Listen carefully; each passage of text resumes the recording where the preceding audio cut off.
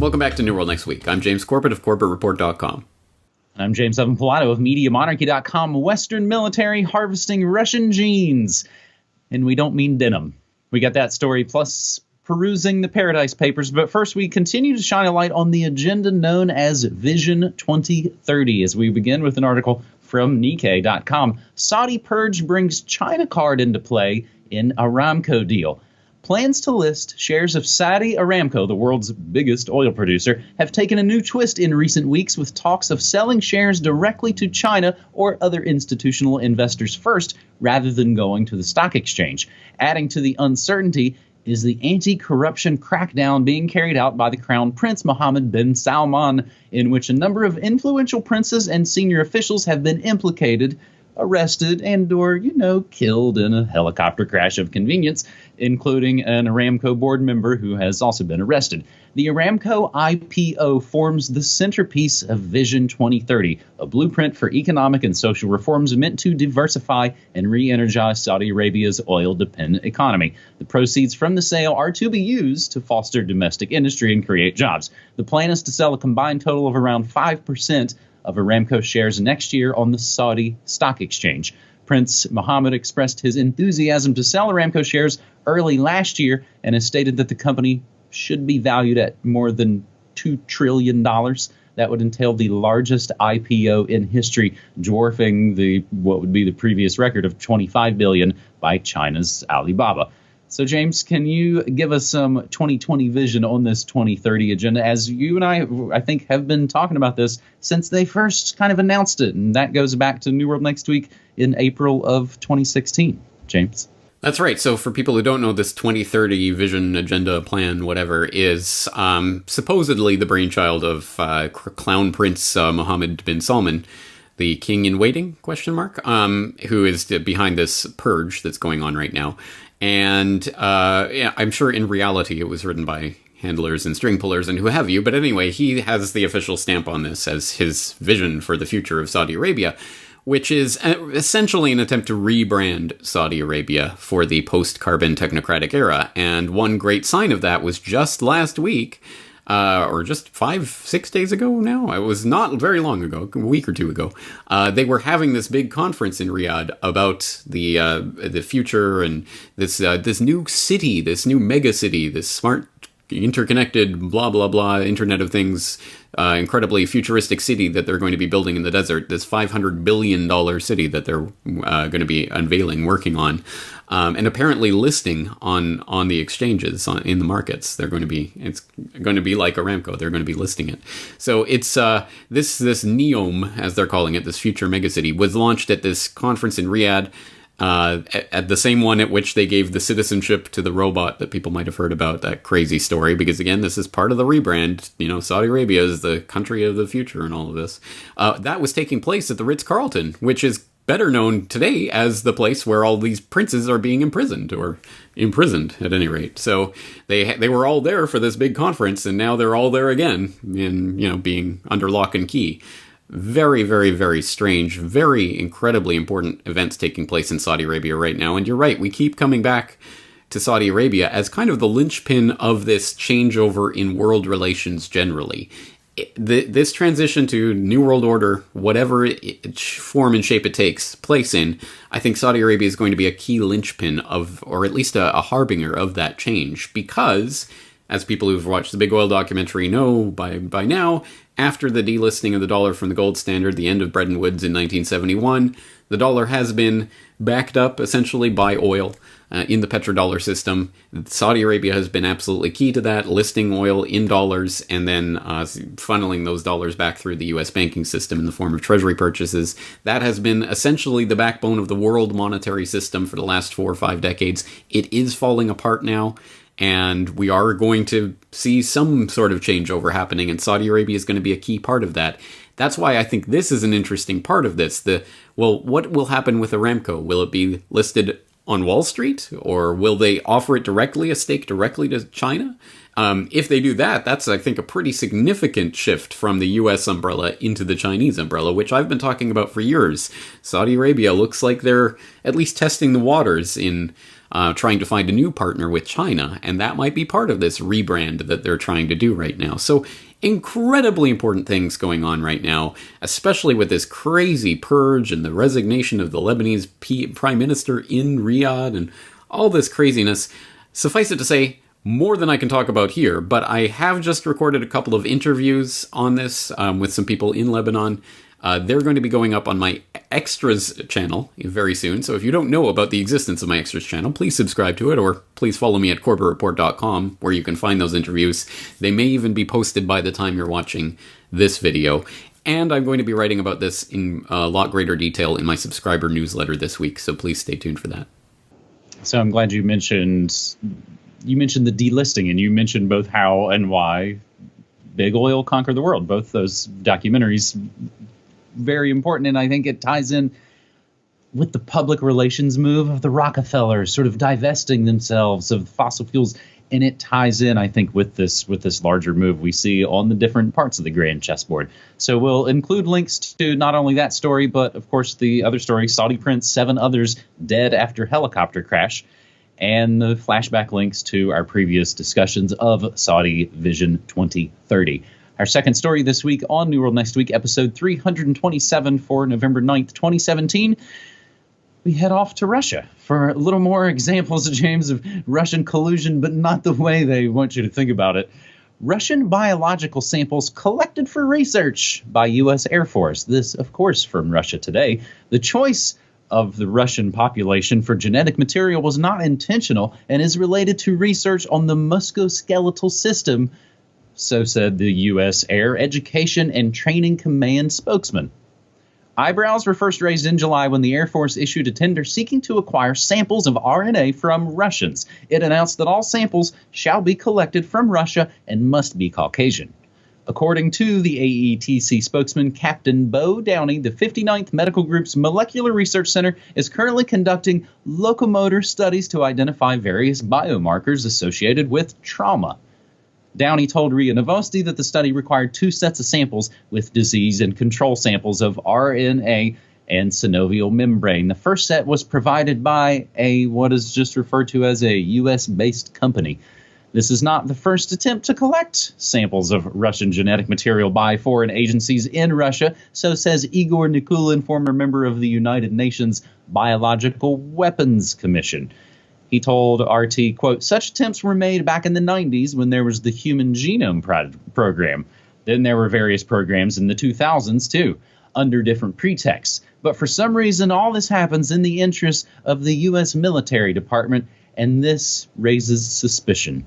James, you shared this on your Twitter account, so I'm thinking this might raise a little bit of suspicion with you as well. We're looking essentially at biological warfare, and the little clues and hints are hidden within the language right there in the open. That's exactly right. And the idea of biological weapons being developed on genetic DNA testing, or those lines being used to create race-specific bioweapons, is not fantasy. It's not science fiction.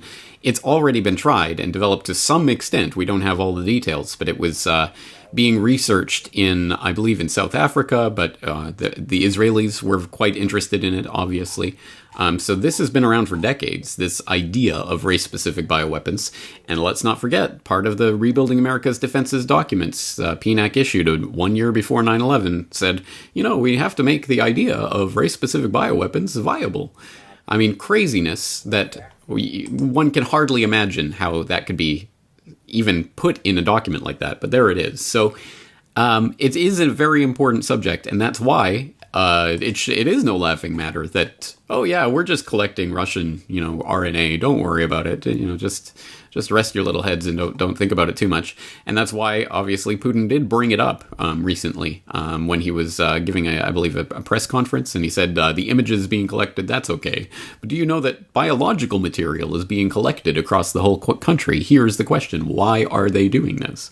I mean, yeah, very good question. And I think we are moving into the era where we already should be, but at any rate, going forward, we should be very concerned about our genetic material and how it's being collected and by whom and how it's being used and stored and databased and all of that. And as I was just talking about on Questions for Corbett just a week or two ago, someone asked about this. So, will they create a genetic database? It already exists. If you have been born in a Western hospital in the last 5 decades now, when they prick your heel and get your blood spots on those cards, they have your genetic material, and they say that the U.S., the Pentagon, is allowed to use that for genetic testing and research.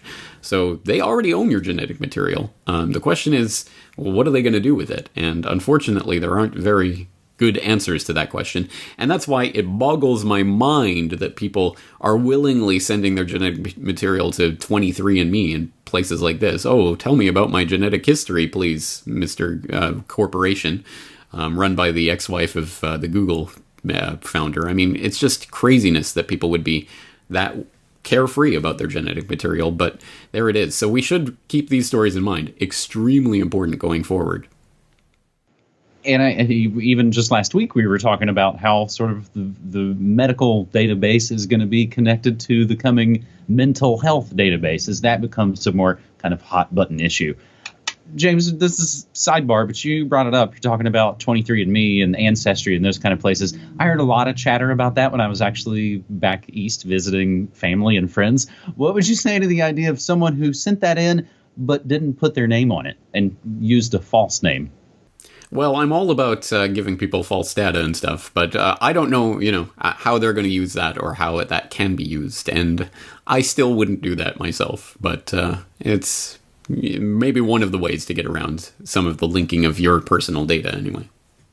That's what I thought. When I heard that, I was like, oh, that might be kind of a simple idea. And of course, people are finding out surprising things because, of course, you're always told, oh, you're this and you're Italian. And you're like, what? Oh, only a tiny percent. I think people are finding out interesting things about stories they've always been told, as we're always trying to find out interesting things about the stories we've always been told. And our third and final story this week on New World Next Week is another leak. But is there anything new to shine some sunlight on in the so-called Paradise Papers?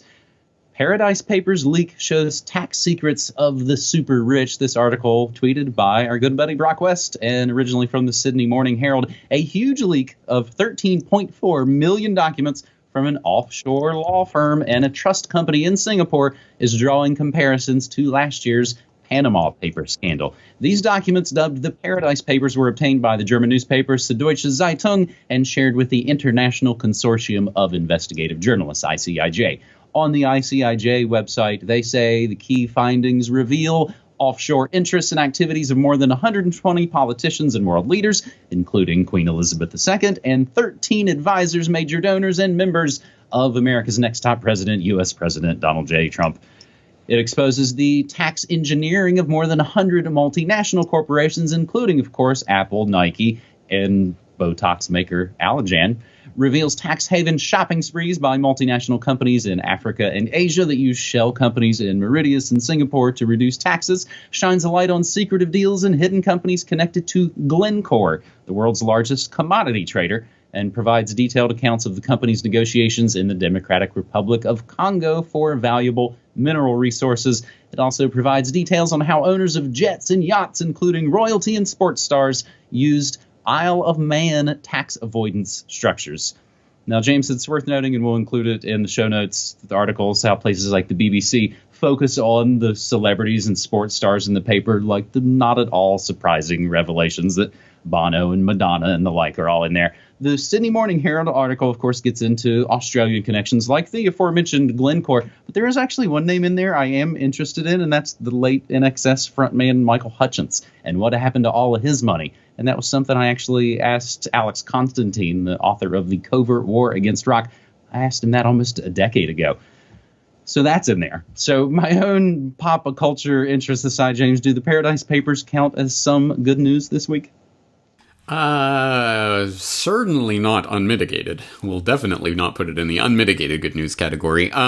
It is, let's cast our mind back to New World Next Year 2017 that we did at the end of 2016, where I look back at 2016 as one of the top stories at the Panama Papers. And of course, at the time we were discussing, and as I talked about in my video on the Panama Papers when it came out, that essentially, I mean, of course, this is about, oh, look at this person, look at that person hiding here and there. What are we going to do about it? Well, we've got to create this global tax grid. And I talked about the fact that that was already being slotted into place by October, November last year. They were signing agreements. The OECD and others are starting to put these agreements together that are essentially going to catch everybody, not just the big major mega corporations, but you and me and everybody else, in this global tax grid that is being constructed right now. And, they're going to pull the switch or flip the switch one day, however many years hence, and people are going to go, oh, hey, it's an interconnected tax structure all around the world. How did that happen? Well, it's happening right now, and it's happening to a certain extent through releases of information like this. So I would say that partially released information or truths that are true to a certain extent in a certain context are in some ways even more dangerous than total lies, because total lies can be easily exposed. But when you have a truth, but what about all the context around this truth? That can sometimes be the excluded part of this. So now, just like the Panama Papers, we're having things like I think the Süddeutsche Zeitung or whatever did this open letter to Tim Cook. Dear Tim Cook, why are you hiding money from the tax authorities? Don't you care about people? I mean, yes, it's legal and you're allowed to do this, but you shouldn't. And all of this, hand waving, which of course it all goes back to you have to pay your taxes and to be a good citizen, and all of that. So it's all back under the statist framework. And that's ultimately where this is going to lead. And I think also in the realm of half-truths or partially revealed truths, I think there are certain political agendas that are being played out in this release as well. So you'll see that certain people on certain sides of certain spectrums are being targeted. And one example of that is, for example, the Guardian talking about offshore cash helped fund Steve Bannon's attacks on Hillary Clinton. That, in fact, to go back to Richard Mercer, who people will remember from my episode on Psychographics 101 as the person behind this shadowy psychographics, we'll collect all your data and construct a psychographic profile of your company that supposedly helped Trump and Brexit, ? At any rate, it leads back to people like that. So, look, I'm all about the people at the top of these power pyramids warring with each other and taking each other down and, exposing all of this stuff. I mean, it's like WikiLeaks exposing stuff on Hillary and whatever, great. And Paradise Papers exposing stuff on Mercer and people like that, great. I hope they all get taken down. But we have to understand that there are certain political objectives that are being played out through releases like this. So I'm not saying don't look at the information, but I'm saying realize that this information is just a partially obscured truth that's kind of couched in this network of other agendas that are being played out behind it. Well, we'll continue to try to unobscure the partially obscured truths here. And I would suggest that people maybe take some of their earnings and hide them away in the alternative media. We are independent, non-commercial alternative media, each over a decade of work behind our own respective media empires, and we can only keep doing it with your support. And you can find the ways to support us on both the support links on our pages. James? And let me correct myself as I'm speaking. I believe I said Richard Mercer. Of course, it's Robert Mercer. Anyway, I'm not infallible, but I try my best, and we'll keep trying our best here on New World Next Week. James, I'm looking forward to doing it again next week. All right. Thanks, buddy. Take care.